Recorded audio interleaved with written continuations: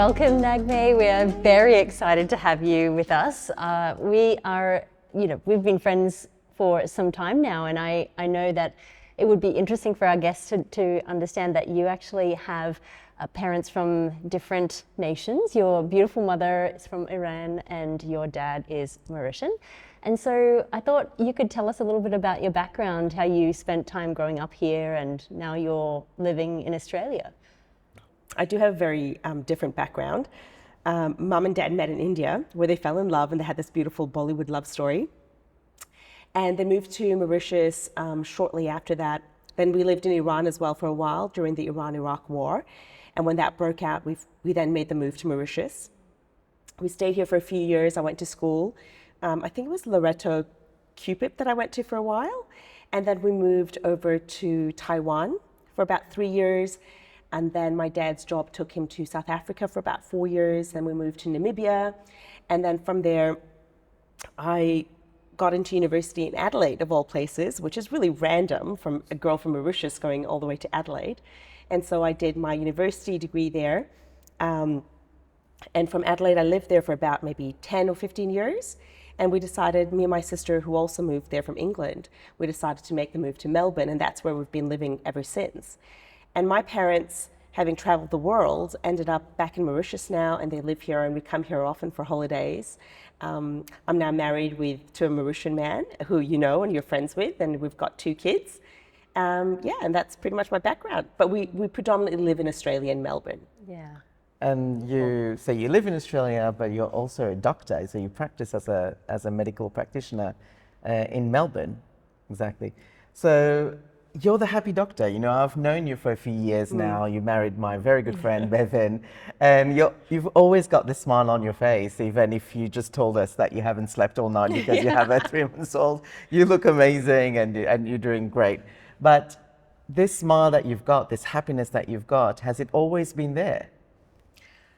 I had to ask my parents this question, actually. I said, guys, was I a happy kid when I was younger? Have I always kind of been this person? And I think people have often described me as being really bubbly. That's probably the word that describes me the most, bubbly. And I think that's a compliment. But my parents said, yeah. So ever since I was a kid, they thought I was a pretty happy kid and I was a very funny kid. That was how my dad described me. And I think partly that's to do with my own temperament, so my own genetic makeup, whatever you want to call it, but inherently part of that's me. But I think a majority and a big part of that is to do with my upbringing and with my parents and what they've taught me and how they taught me to think and what to believe in. So would you consider yourself a happy person? Generally, yeah. Yeah, I mean, I am, I guess. I wouldn't say I'm unhappy. There have been challenges, though, obviously, in my life, which have caused me to go through periods where I'm unhappy or struggles like everybody else. And that has overwhelmed me during those periods. But I've always strived to overcome those challenges to remain sort of mentally stable, if you want to call it that, or happy if you want to call it that. But would you say you wake up happy generally? Yes. Like there is no sort of process to kind of get yourself to go, I need to be positive and I need to be happy and I need to get up and get on with things? Yeah, that's a good question. Actually, I do wake up happy, but I still use those mental processes every day. So even though I wake up and I'm like, yeah, today's a beautiful day, and I'll go up to my toddler and I'll go, are we happy? Are we having a positive day? And I'll do a lot of that with him. But I also still actively bring myself to that place as well. So it's not something I just kind of take for granted that I am a happy individual. I'll work at it. Can you explain the connection between physical health and mental well-being? I have this biblical quote that comes to mind that a joyful heart is good medicine, but a broken spirit dries up the bones. And I think that in your field, maybe you've probably come to see this, but I just thought, if you could share, is there something that you've seen that is a real connection between people who are, generally happy in their health and well-being? Yeah, I think there is a very strong connection between mental health and your physical health. I think that's very true. There's lots of studies to support that. There's lots of data out there. And And I think it's quite a complex interplay between those two things. I think on one hand, the mental health certainly affects your physical health, and vice versa. Your physical health, what is it? Your dried bones. What is it? What did the Bible say? It's a joyful heart is good medicine, but a broken spirit dries up the bones. Well, I think the dried bones also can, affect your spirit too, right? So, to exemplify that, I think I'll talk about a patient of mine who I think, just a simple condition like sleep apnea, for example, right? She actually came to me with asthma, which is my area of specialty is respiratory medicine. And she came to me with poor asthma control. She hadn't been taking her medications, and so she hadn't been able to do much exercise. She put on a little bit of weight. She became morbidly obese. Because of that, she developed sleep apnea, which is when you can't breathe at night, so you keep waking up and having a poor quality of sleep. The next day, she is extremely tired and therefore doesn't have the motivation to actually do any physical exercise. So she puts on more weight. She then becomes more obese. She develops joint aches and pains. Those physical ailments then cause her to have mental distress. When I meet her for the first time, it's just for a respiratory problem, but she's very affected in terms of her affect. She has monosyllabic answers. She is, she looks down. She doesn't really want to talk a lot. After a few consultations, you ask her about her mood and her sleep, and it comes to light that she is depressed, and that she does have sleep apnea when we tested her for it. So it's interesting that all of those components of her, a medical illness causes to have severe depression to the point where she can't communicate. She has no motivation to, take care of herself or her health or her body. And when you treat all of that, we treat her to sleep apnea. My God, a few months later, she's a completely new woman. Her mental health improves, the depression sort of melts away. So simple physical stuff can certainly affect your mental health. We know that there's scientific data links between heart attacks, for example, cancer patients who then go on to develop depression and anxiety, okay? And vice versa, mental health diseases like schizophrenia increased risk of things like smoking and respiratory illnesses, for example. So there is a very strong link between your mental health and your physical health. People who've got mental health issues, for example, have a lack of motivation to do a lot of stuff, and that in itself will cause, your physical health to decline. So if we take a step back from the mental health side of things, because I totally get how happiness through mental health has a connection with physical health. But is there actually science, is it biological, that happiness triggers some chemicals or whatever in your body to promote whether it's healing of wounds or I've seen a study, I don't know to what extent it's true, but it doesn't seem real, but that's why I'm asking you. Is there a connection with people who are happy and their immunity to colds? Look, I can't comment on the science behind it. One, because I'm not a psychiatrist, and so I don't have the data. You probably should have my sister here on, she's a psychiatrist, as you know. So she might have some scientific data for you from that perspective. But I think we all know, it's kind of common knowledge, if you've got a better mental health space, if you are a happier person, obviously you're going to be in a better space to heal yourself. You're going to have better defense mechanisms. You always know that the stressed person, for example, if you want some scientific data, you can say that the stressed person has high levels of cortisol. High levels of cortisol are linked with poor wound healing, are linked with higher levels of infection, for example. As far as scientific data, that's probably the closest you're going to get. So stress in itself causes high levels of cortisol in your body. So there is that link. In terms of happy people and hormone levels, we know that I suppose if you want hormone levels, we're talking about the neurotransmitter serotonin. I don't know if there's any link between serotonin levels and that level of immunity and health in that sense, to be honest with you. But those are the hormone levels we're talking about, with a happy pill and antidepressants, for example. So again, they go back to how it's affecting the mental health. So it's always that route rather than there's a direct link, but probably through cortisol, through the stress. So that's been investigated and there is a clear connection. There is a connection, yes, between cortisol and stress, mental stress, or physical stress. Any kind of stress can increase your cortisol, and there is that link between that as well as your physical health. Yeah. So when we talk to people about their overall sense of happiness, there's a few factors that are usually mentioned. There's their lifestyle, their nutrition, diet, sleep. You mentioned sleep apnea. Sleep is a key factor. What else? Like the overall health. Can we just break down, unpack each of those factors and maybe get your thoughts on them from a medical health perspective? Yeah, I think there's lots of things that you can, I think, access to improve your mood and your happiness level, if you will. I'll start with the simple ones, okay? Diet, food, and drinks. I think that's a very easy one. Food, we all know, it's not rocket science. Fruits and vegetables, foods that are low in processed stuff, low in sugar.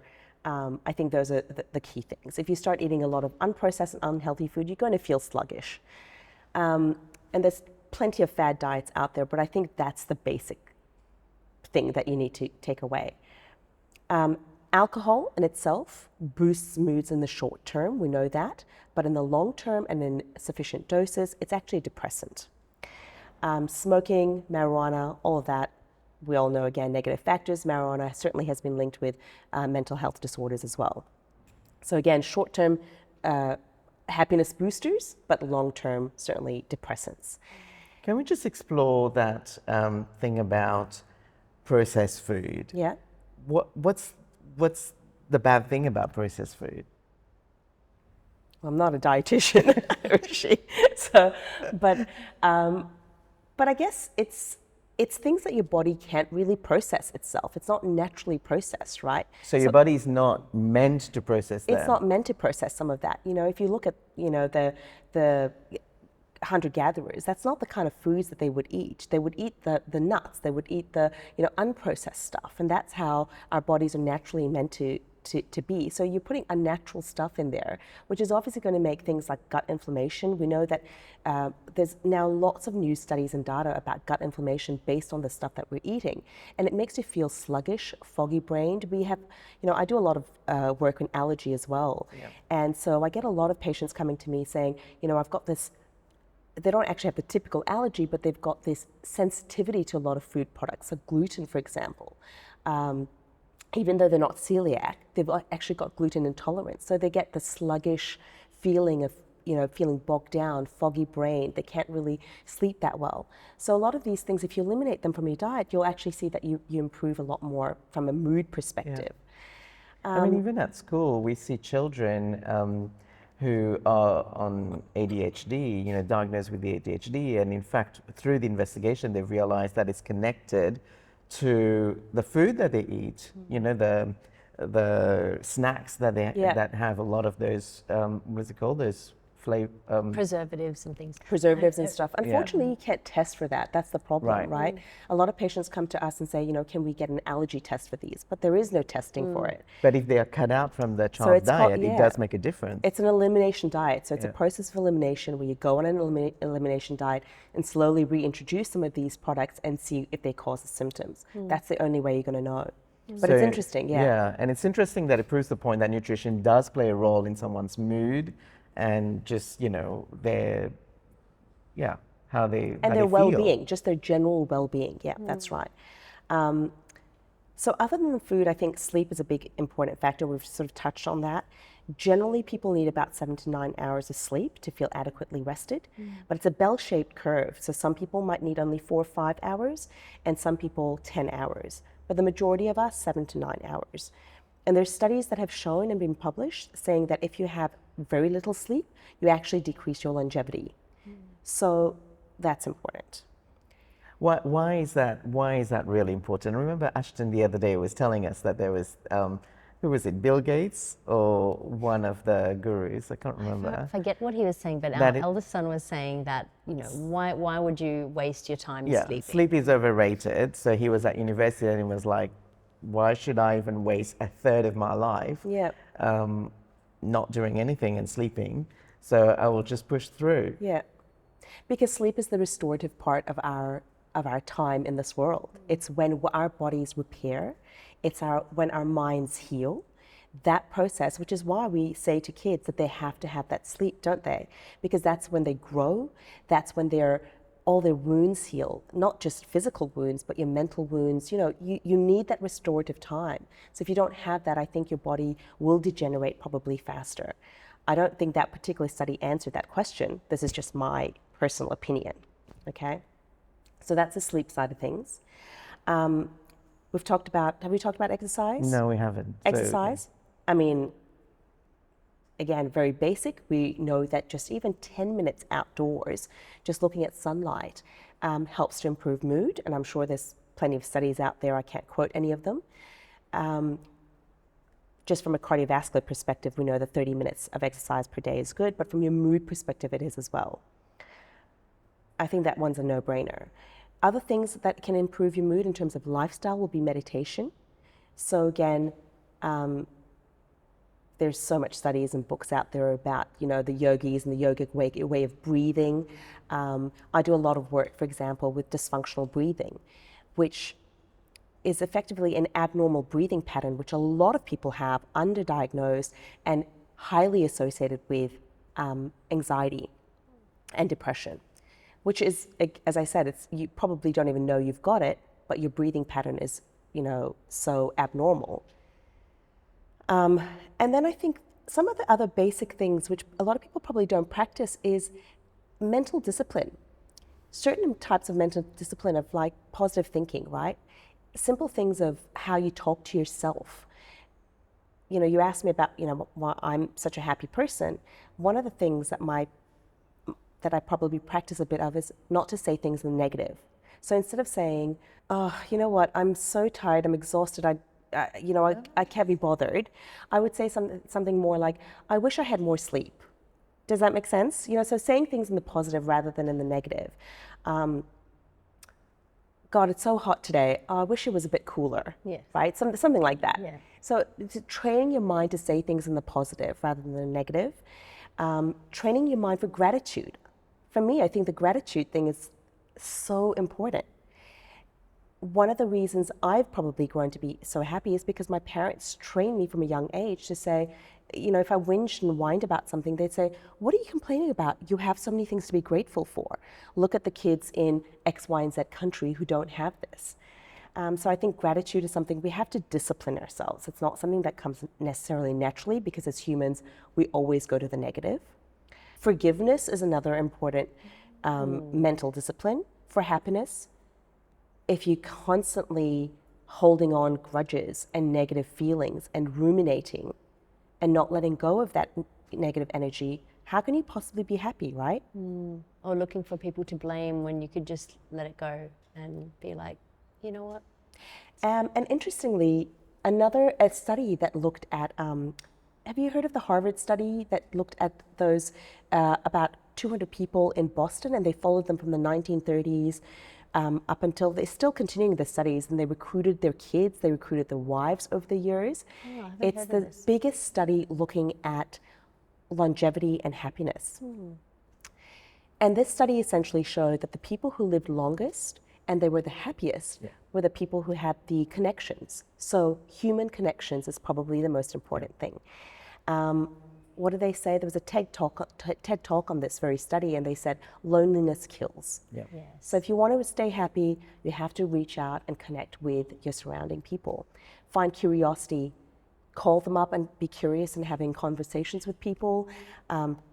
Community work, trying to connect with people in your own community. I think those are the things that I can think of just off the top of my head about, how to remain happy.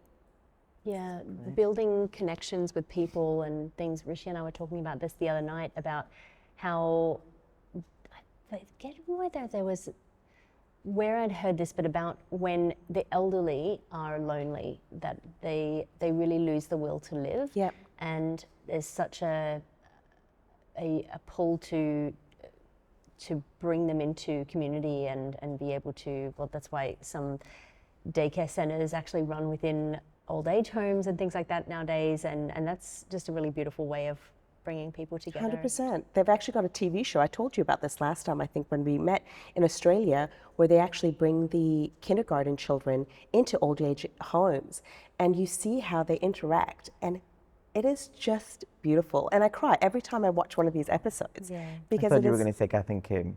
it's great. Or there's another story in Okinawa, which is in Japan somewhere. They also have the highest proportion of centenarians in the world. And the reason that they live the longest is because they have such a strong sense of community. Yeah. You know, that's actually one of the reasons. So interesting that you're talking about longevity, because in my research, so I read about apparently the most famous research done on longevity. It's the nuns research. Have you heard about this? Maybe. Tell me about it. So these nuns, maybe there were like, 40, 50 of them. So they track them, obviously, throughout their life. And nuns that, and it boiled down to this. So nuns that join The convent. the convent or the sisterhood, at the time were writing letters or journals or whatever. And those that were writing positive things and those that were happy and, just so happy to be around other nuns and happy with what they were doing, they were the ones that ended up living 10, 15 years more than the rest of the other nuns. So there's a clear connection from the start of, their process of being a nun. And so I think it's probably reflective of how you are as a person. So truly, if you are grateful, if you are happy, if you feel happy with yourself and your environment, it does have an impact on how long you live. Yeah. Yeah, so true. I mean, coming back to, you mentioned they journal. I think that's one of the other lifestyle factors I would say about happiness. Journaling, gratitude journals, that they talk about now is actually one of the key factors as well in boosting your happiness levels. Because just being grateful just like that generally, I don't think reminds you of, the things that you have to be grateful for. So journaling is actually a great way of meditation, but also keeping some sort of gratitude in your life. So I just thought I'd add that because you said journaling with the nuns. Totally, Great idea. very relevant. I've also heard of this thing, I guess it's kind of, you could be considered a meditation where if you concentrate on the last 5 or so minutes before you go to sleep, if you actually take time to program your mind, so to speak, before you enter sleep, about what to focus on, so that I'm safe, I'm happy, I'm grateful. Positive affirmations of some sort. And I thought, well, that's really interesting because, I mean, you were mentioning that sleep is a restorative time, but who actually knows really what goes on? I'm sure there's sciencey people that are really aware of what goes on, but I just find it's quite magical actually, like what can happen within the body during that time. And I just thought, wow, that's actually something that's really interesting. Do you think that there is much, I guess, point in a person trying that kind of thing? I don't see why not. I mean, I think if it helps you, you can do it. I don't know how much scientific data there is behind that, to be honest with you. There may be, I just don't know what that data would be, and I haven't read any studies about it. But I do strongly believe in these sort of positive affirmations and doing them. There's a really good book by Louise Hay. It's one of the world famous books on positive affirmations, and it's called Healing Your Life. And it's just funny we should be talking about it because I just came across it at my home the other day. And she's really big into these sorts of positive affirmations and doing them before bed. Maybe it seeps a bit more into your psyche at that time. I don't know. Yeah. So I've got a question about genetics. Does genetics play a role in maybe a predisposition to happiness or not? My understanding is that there is a genetic component to it. There is certainly a genetic component to the production of serotonin, which is the neurotransmitter, as we know, is the happy neurotransmitter, the happy hormone. So there is some genetics behind that. Again, not a psychiatrist, so I'm not going to comment on how much of that, but there is certainly a component of it being genetics, and then there is probably a bigger component being your environment that shapes that happiness predisposition. It's nurture versus nature, right? So we know that kids who have had childhood trauma are going to have an increased chance of developing depression and anxiety down the track. So even if they probably did have a very high genetic predisposition to happiness, those children are probably going to be developing, lesser happiness levels down. So it's like major life events that also That's right. change That's the right. predisposition. Nurture is going to be your environment, how your upbringing is. That's going to probably determine how happy a person you're going to be, whatever your genetics might be. Do you think that there is not just maybe a generalization of this is probably fair, but would you say that there's a difference in Asian parents or Indian descendants, so to speak, versus everyone else?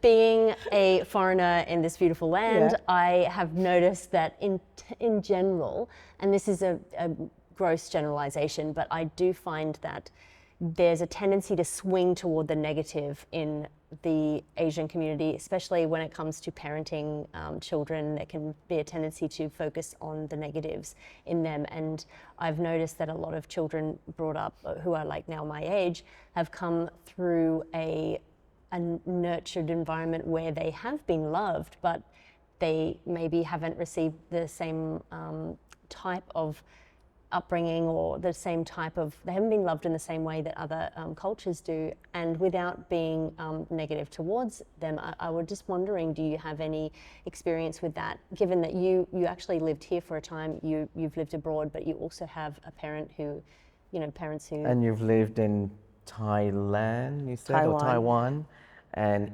Iran, and so you've traveled the world, like you've lived in different societies. Cultures, Have you seen a difference in embracing happiness in those families? So it depends on what you mean, Shannon. Do you mean that like parents are probably a bit harder on their kids in their nurturing style, and that then produces kids perhaps in an older age that might then develop more a negative viewpoint of themselves in that light?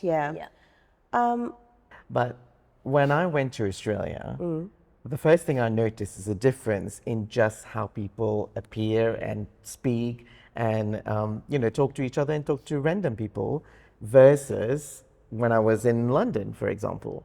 And not to say that I don't like my fellow British, mates and friends, but there is a clear difference. You could see that they are much happier on the street in Australia than they are in London.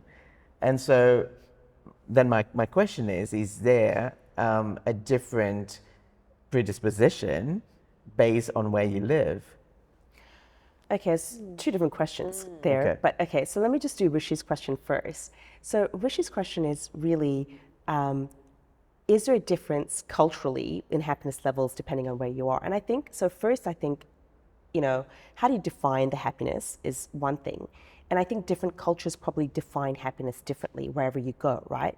So in Mauritius, for example, a happy society might be one where you have a really easy lifestyle of going to the beach and, or your kids are doing really well, for example, and you have a bit of status. I mean, I don't know, I'm not, this is a major stereotype of all Mauritians. But you might go to Australia and happiness there might be, different in the sense that they're just a little bit more laid back. Things that might affect someone from Mauritius won't affect someone in Australia. And that also comes back down to, how do you achieve that? What does happiness mean for people? And I think it comes down to expectations. If you meet your expectations, you'll be happy. If you don't, you probably won't be happy. So people in Australia probably don't have those high expectations. So they're probably a little bit happier. Whereas in Mauritius, maybe your expectation is that I want my kids to be like this, and I want my kids to be like that. And, coming back to your question, Shannon, are parents a bit harder, ethnic parents a bit harder on their kids, like tiger moms, Asians? I think it is true, they probably are. And that's a cultural thing, right? And I've seen it, yes, you're right, Australian parents probably aren't like that. They're like, yeah, you do what you want to do. If you're happy, my love, you do that. If you want to be a plumber, that's what you should do. Whereas in Mauritius, you're like, plumber, what? I don't think so. You gotta be a doctor, a lawyer, an engineer, that's a cultural thing. And I agree with you. I think kids who probably grow up in that environment may grow up to be have slightly lower self-esteem, probably higher anxiety levels, overachievers, type A personalities. Again, I don't think there's a science behind that. I'm just giving my personal opinion from what I've seen from the different cultures. But it's very complex because Yeah. different countries, different cultures will have different Sure. versions of what happiness is for them, Yeah. different Yeah. expectations. No, it's so true. And I've listened to my fair share of comedians that come from ethnic backgrounds, whether it be African or like India or whatever. Like those people would be like, oh, you know, you can see the Caucasian parents are just like, oh, it's so Yeah, like, that's right. you got, you know, probably it's just your hormones. And then they'll be, you know, saying different things in the, like that person wouldn't even be walking to their bed if they'd said that to their parent. They'd be like, you know. Well, that's it. There's a different discipline. You see it. I mean, I see it. It's interesting. I went to my toddler's soccer class. Okay, in Australia, it was predominantly a Caucasian families that attended with their kids. There's one or two ethnic families. The ethnic kids were a lot more. What's the word? I would say vivacious. They were a lot more boisterous. They were a lot more undisciplined, right? But that is just the cultural Yes. nature of it, right? They probably were disciplined in a completely different way to the Caucasians. And that's also, again, the expectations. You know, Yes. we expect our kids to behave a certain way when we go out. Whereas, or even sleep time, sleep schedule, something very simple is so different between, you know, in here, we don't have things called sleep schedules. In Australia, everyone's got to sleep. You know, kids go to bed at 6:37. Whereas we never heard of these things. In here, people are like, what? My kids just go to bed whenever they want. And they're very happy. You know, who's to know which kid is happier? Are the kids who are up till 10 p.m. happier or the kids who are, you know, going to bed at 7 p.m.? I don't know. Well, as long as they do sleep for 9 hours. That's right. That's right. They need to have 12 hours to have Yes. good sleep. Yeah, that's right. So it's a very complex question. It's a complex answer because Sure. I think happiness is just so varied. Yeah. So I've got a last question. So whether we like it or not, happiness for a lot of people is about, you know, the way they look, the way they come across. Are they happy when they look at themselves in the mirror? Are they not happy about, you know, the weight that they've put on or, you know, their nose or Yeah. whatever? And so I'm going to talk about, want you to talk a bit about, you know, some patients that you may have encountered or people in general that you may have encountered that have been through that process. And I know, where do you stand? Like, I mean, if they want to do changes, modifications to their body so that they can feel happy, what would you say? I hate to get philosophical about this, but I really think, you know, we have to think about what is happiness, right? And where does it come from? For me, happiness comes from, so, you know, how do we define happiness? Joy, contentment. For me, it's the sense of contentment, sense of peace that I get, right? And then there's another component of happiness that people talk about, which is your life, feeling fulfilled in life. You know, have you fulfilled your purpose in life? For me personally, the external factors probably don't necessarily lead me to feel that contentment or happiness. If my hair is not done up or my makeup is not on, it doesn't affect my level of happiness, right? But who am I to judge somebody else's degree of happiness? I think, again, culturally, if you look at people, for example, let's take Iran because, you know, I am half Iranian.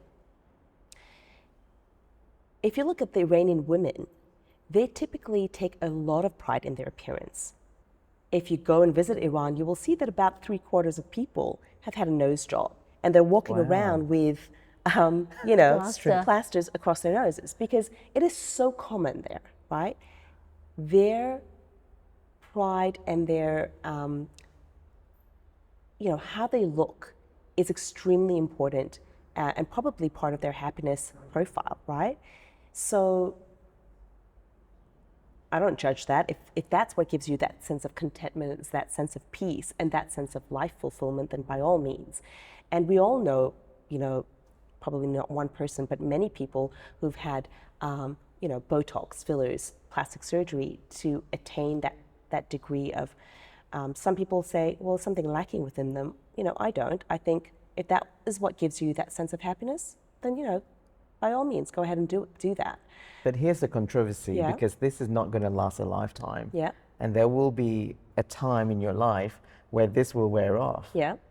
And at that point, if you associate happiness with this and that disappears, that just collapses, then where's your happiness? 100%. Well, which is why I think for me personally, happiness has to come from within, right? It has to come from a sense of contentment and joy. But for those people, that does give them a sense of contentment and joy. And if at some point it doesn't, well, then they have to look elsewhere, right? Yep. But for that point in time, because again, happiness has to come from a certain point in time, right? Your happiness changes. In my 20s, contentment and joy and happiness came from going out and having a great time with my friends. Yep. In my 30s, it came from career progression. In my 40s, early 40s, very early 40s, it comes from probably a more spiritual aspect, right? Spending time with my family, giving back to a community, connecting with my patients in a certain way. It's a different level, right? So I think everyone's happiness profile changes with time. It also changes with where you live. As you said, you know, in London, you were probably, your happiness levels was, you know, a certain level. In Mauritius, it's probably a whole lot better, right? Well, in a different way, but In a different way. It's interesting. Yesterday we were talking, Shannon and I, and we're like, well, yes, people change and you change, you know, and if you're married to someone, you know, and then that person changes because we all change. And then they're like, well, I actually was very happy with the person that I married, but then that person This is not. person now. But you know what my husband always says to me? He goes, I shouldn't be the one making you happy. You should be happy within yourself. You should give yourself happiness. And I think that's, you know, he's a wise man, as you well know. As you well know, he's a wise man. And I think that's so true. External things cannot make you happy. It has to come from within. If you can't make yourself happy, then no amount of partners in the world, no amount of locations in the world are going to give you that. Yeah. On that note, on that very wise note, we'd like to say thank you so much for being here. Thanks for asking me to do this. This was lovely. And for, you know, spending the time on your holiday in Mauritius to be talking to our listeners. I'm sure a lot of people have learned a lot of things today. Thank you again. Thank you. Thank you. The sun will shine. It never fails to rise.